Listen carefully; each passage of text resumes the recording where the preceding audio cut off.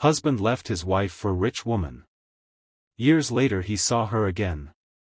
David stood there long after Sarah and Emma disappeared down the park path, his eyes fixed on the empty space where his daughter had just been, as if the universe might rewind and give him a second chance to relive those precious moments he had missed for 7 long years, and as the distant laughter of children slowly faded into silence, a truth settled heavily in his chest. He had spent years chasing a life that looked perfect from the outside, only to realize too late that the real treasure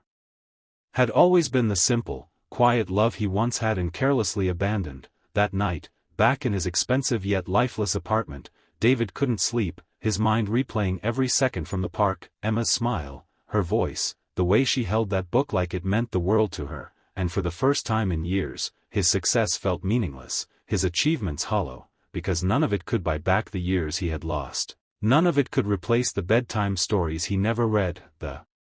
birthdays he never celebrated, the first words and first steps he had never witnessed, and as he sat in the darkness, he whispered to himself, "I have to make this right." Even though he knew some things in life could never truly be fixed, the next few weeks became a quiet transformation for David. He stopped staying late at the office, stopped attending meaningless social events, and instead found himself researching schools, parenting, even visiting parks just to observe how fathers interacted with their children, learning things most men took for granted. Because he was no longer interested in being impressive, he wanted to be present, to be worthy of a place in Emma's life, no matter how small that place might be in the beginning. Meanwhile, Sarah watched all of this from a distance, cautious and protective, because she had built her life brick by brick after he left. She had cried her tears in silence, faced judgment from others, raised Emma with strength and dignity.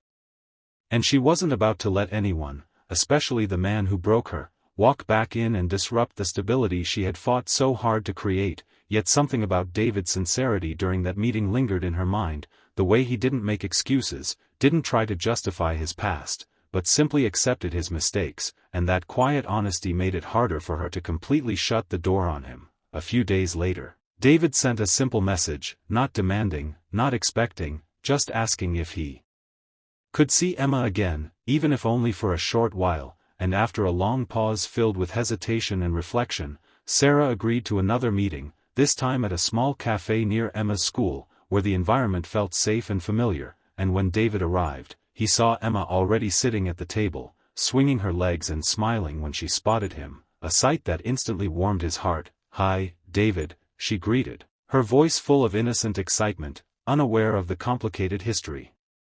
between the two adults sitting across from each other. And as they talked, something began to shift naturally, Emma asking questions, sharing stories about school, her favorite subjects, her friends, and David listened with complete attention, not distracted, not checking his phone, but fully present, as if every word she spoke mattered deeply to him, because it did. And Sarah noticed that too, noticing how he didn't try to impress Emma with expensive gifts or grand gestures, but instead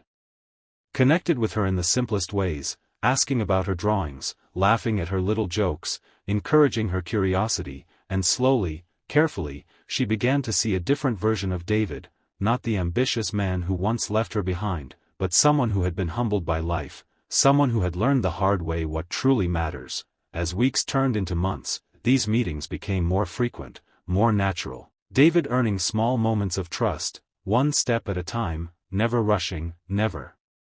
pushing, understanding that he was being given something incredibly fragile, a second chance that could disappear at any moment if he wasn't careful. And during this time, he also made an effort to rebuild a respectful relationship with Sarah, not as a husband, but as a co-parent, someone who acknowledged her strength and the sacrifices she had made, often thanking her for raising Emma so beautifully, words Sarah had never expected to hear from him. And though she didn't easily forgive, she began to let go of some of the anger she had carried for years, not for his sake, but for her own peace, and for Emma's happiness. One evening, after dropping Emma home, David found himself standing outside Sarah's house, the same house he had once left behind, now filled with memories he wasn't part of. And as he looked at the warm light glowing through the windows, he realized something profound, that while he could never erase the past, he could choose how he showed up in the future. And that realization gave him a quiet sense of purpose he hadn't felt in years. Inside the house,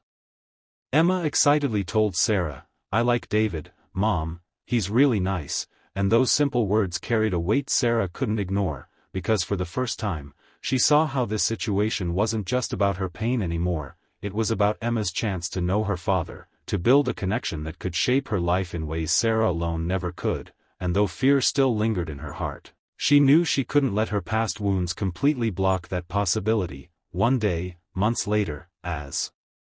they all sat together in the park once again, Emma suddenly asked a question that froze time, "Mom, why do I feel like David isn't just your friend?" And the silence that followed was heavy, filled with years of untold truth, and Sarah looked at David, then back at her daughter, knowing this moment would come eventually, and with a deep breath, she gently said, "Because he's not just my friend, he's someone very important." And Emma tilted her head, thinking, before her eyes widened slightly, "Is he, my dad?" And David's heart stopped, his entire world hanging on that one fragile moment, and when Sarah slowly nodded, Emma looked between them, processing, and then without hesitation, she ran straight into David's arms, hugging him tightly as if it was the most natural thing in the world, and in that embrace, years of regret, pain, and missed time melted into something new, something fragile, but full of hope, and as David held his daughter for the very first time, tears streamed down his face, not of sadness, but of gratitude, because life, in all its unpredictability, had given him something he never thought he deserved, a chance to begin again, not from where he left off, but from where he truly belonged, and as Sarah watched them, she realized that sometimes healing doesn't come from forgetting the past, but from allowing something better to grow beyond it, and in that quiet park, under the soft glow of the setting sun, 3 lives that had once been broken found a way to reconnect, proving that even after the deepest mistakes, redemption is possible, but only for those willing to face the truth, take responsibility, and fight for what truly matters.